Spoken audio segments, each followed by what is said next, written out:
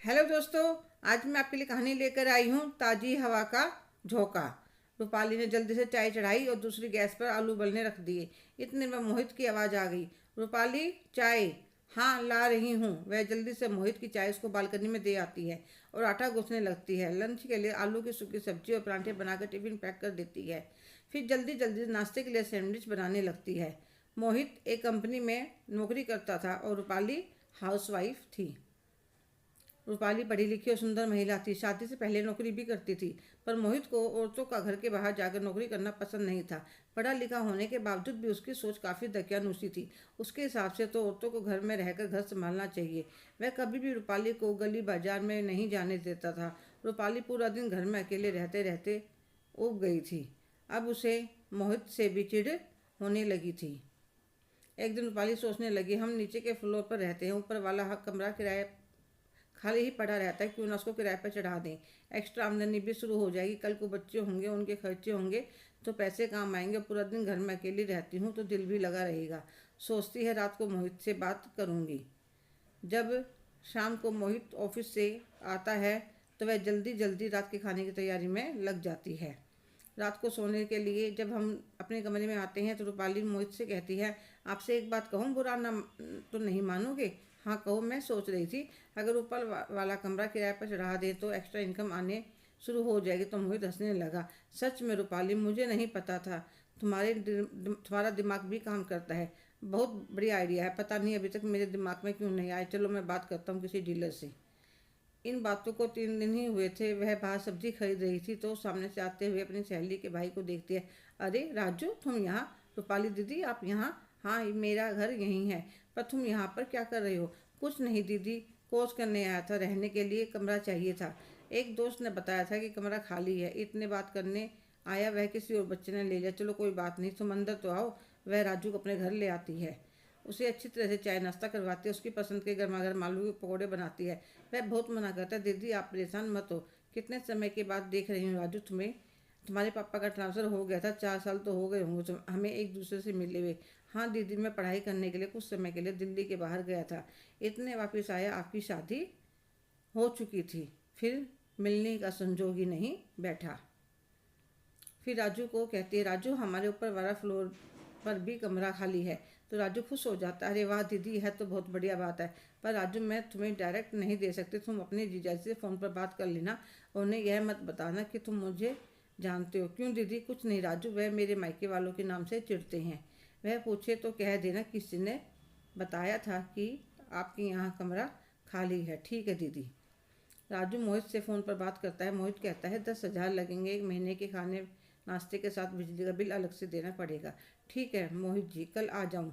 नहीं, रविवार को मेरी छुट्टी होती है। दोनों की बातें सुनकर रूपाली खुश हो जाती है। रूपाली का कोई भाई नहीं था। राजू उसकी सहेली स्वीटी का भाई था। बचपन से राखी बांधती थी। थोड़ी देर में राजू चला जाता है। शाम को ऑफिस से आने के बाद मोहित कहता है, रूपाली, ऊपर का कमरा किराए पर दे दिया है। राजू नाम का लड़के का कोई कोर्स करने आया है। खाना नाश्ता हमारे साथ ही खाएगा। अरे अनजान आदमी, रूपाली जानबूझकर कहती है, अरे 20 साल का लड़का है, रविवार को आएगा। इतने ऊपर की सारी सफाई करवा देना। रविवार को सुबह 9 बजे राजू पहुंच जाता है अपने सामान के साथ। मोहित राजू और रूपाली को मिलवाता है। दोनों ऐसे मिलते हैं जैसे एक दूसरे को जानते ही ना हों। मोहित एक बार तो राजू को देखकर चौंक जाता है, क्योंकि वह काफ़ी सुंदर स्मार्ट था। पर फिर खुश हो गया। चलो रात को ताश खेलने हो या 1-2 पैक पीना हो तो कंपनी मिल जाएगी। वह उसे कमरा दिखा देता है। राजू भी एडवांस पैसे दे देता है। फिर अपना सामान लगाने लगता है। मोहित उससे कहता है, 1 बजे लंच के लिए नीचे आ जाना। ठीक है मोहित जी। तो मोहित हंसकर कहता है, मैं तुमसे इतना बड़ा नहीं हूँ, मुझे मोहित कहकर बुलाना। और इसे रूपाली नहीं, इसे तो मैं रूपाली दीदी ही कहकर बुलाऊंगा। ठीक है, जैसी तुम्हारी मर्जी। वह 1 बजे नीचे आ जाता तो रूपाली खाना टेबल पर लगाकर दोनों को परोसने लगती है। राजू खाना खाकर कहता है, सच में रूपाली दीदी, आप बहुत ही स्वादिष्ट खाना बनाती हो। तो वह मोहित की तरफ देखती है तो मोहित हंसकर कहने लगा, ठीक है, इसे दीदी कहना अच्छा लगता है। वैसे भी तुम बहन जी लगती हो। मोहित की ऐसे बोलने पर राजू को बुरा लगता है, पर वह कुछ नहीं बोलता और खाना खाकर ऊपर कमरे में आ जाता है। ऐसे ही धीरे धीरे राजू के रहते हुए 1 महीने के लगभग हो जाता है। वह सोचता है, रूपाली दीदी कितनी होशियार थी पढ़ाई लिखाई में, कितनी स्मार्ट सी नौकरी करती थी, पर जीजा जी की यह सोच कैसी है, इन्होंने इन्हें घर के कामों में ही उलझा कर रख रखा है। एक दिन मैं ऑफिस से आता हूँ तो वह बहुत उदास होता है। मोहित भी ऑफिस से आया था और चाय पीने लग रहा था। राजू को देखकर कहने लगा, आओ राजू, तुम भी चाय पी लो। रूपाली उसके लिए भी चाय बना लाती है। मोहित उसको देखकर कहता है, क्या बात राजू, आज तो कुछ परेशान से लग रहे हो। कुछ नहीं मोहित, मुझे लोगों की सोच पर अचंभा आता है। जहाँ पर मैं कोर्स करता हूँ वहाँ पर एक लड़का नौकरी करता है। आज उसको पुलिस पकड़ कर ले गई। क्यों, क्या बात हो गई थी? उसकी बीवी ने रिपोर्ट लिखवाई थी, पर वह उसे बिना बताए नौकरी कर रही थी। जब उसे पता चल गया तो उसने उसे बहुत बुरी तरह से मारा। कहने लगा, मुझे औरतों का काम करना पसंद नहीं है। आज के ज़माने में कितनी छोटी सोच है लोगों की।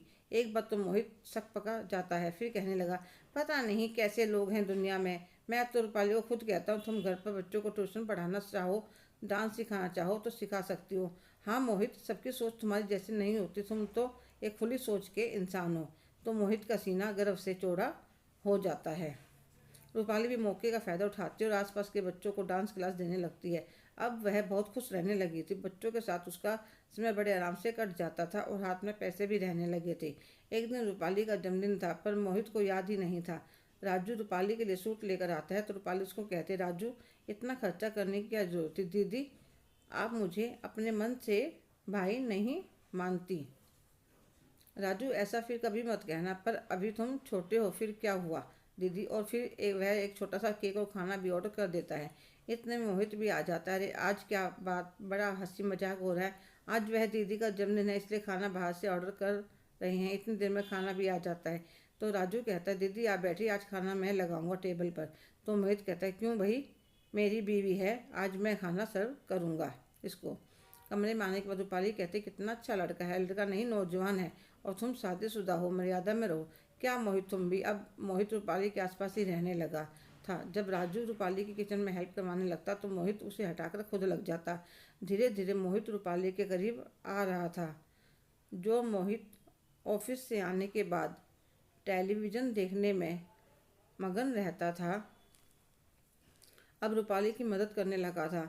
एक दिन राखी की छुट्टी थी। वह देर से सोकर उठा।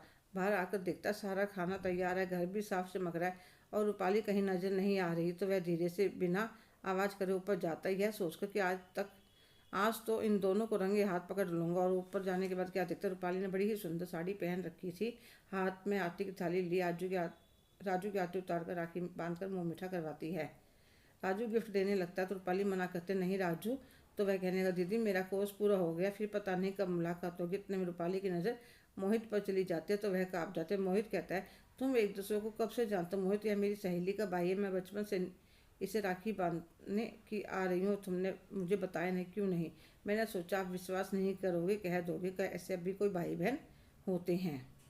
तो मोहित अपने बारे में सोचने पर मजबूर हो जाता है। सच में रूपाली ठीक कह रही है, मेरी सोच बहुत छोटी है, पर अब नहीं।